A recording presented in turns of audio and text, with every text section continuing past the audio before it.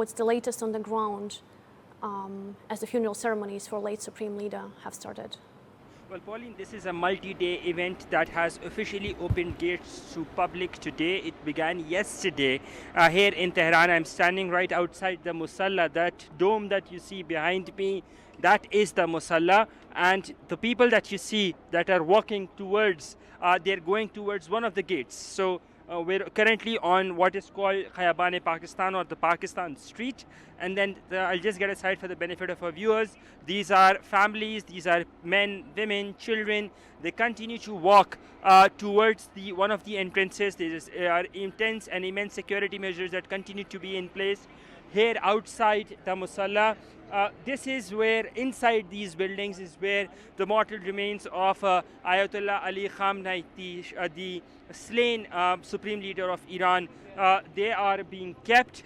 They are to be kept here until Monday, and Monday is when the funeral procession will be held. So right now, behind these walls, inside this building that is to my left, the dome that you see to my left and right behind me on your screens of Asia 1 is where the mortal remains of Ayatollah Ali Khamenei are being kept. Now, to give you a bit of context, to add you a bit of context more, I think it is absolutely essential to understand the significance of Musalla in the Iranian system. In the Iranian system, the Musalla has been used to convey messages. In fact, to give you a more of a sense, following the assassination of Hassan Nasrallah in August and September last year, when there were talks being done that just in case that the Iranian Supreme Leader has gone, the then Iranian Supreme Leader has gone underground or has gone missing, this is where Ayatollah Ali Khamenei came. This is from where he delivered his sermon. The imams of this very mosque, the Musalla of Imam Khamenei, they are the imams, or those prayer givers. They are handpicked by the Ayatollah himself. So behind these walls, and it's open to public, people can come in, they can pay their respects, they can pay the final farewell, and up until tomorrow when the funeral prayers will be held. Now, up until Monday is when the mortal remains will be kept inside. Then there will be a funeral procession, and on Monday is when they will be taken to Qum, the holy city of Qum. Then in Qum there will be another funeral and a funeral procession, following which the body will be taken to Iraq, where in Najaf and Karbala another set of funeral prayers and funeral procession will be held. Pauline?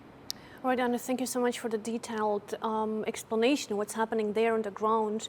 More interesting is to know, as the funeral continues, what are the key developments we should watch over the next 24 hours? Well, during the course of these days up until the 9th, until the burial takes place, one thing that is for sure, that Iran continues to be in a state of high alert. It has said that it would respond to any acts of adventurism.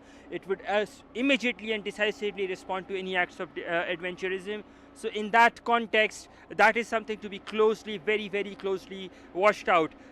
We hear helicopters hover. To give you a bit more of context, the airspace of Tehran continues to remain closed for normal or commercial traffic, and people have been advised that the airspace will reopen from the 6th onwards and not before. So in the next 24 hours, I think the statements surrounding and following the funeral prayers, the anger, the anguish, and in case if there are any statements that surround regarding the entirety of the process, of the peace process that's also underway, being mediated by Pakistan. Besides that, one thing more that will also be very closely watched out will be that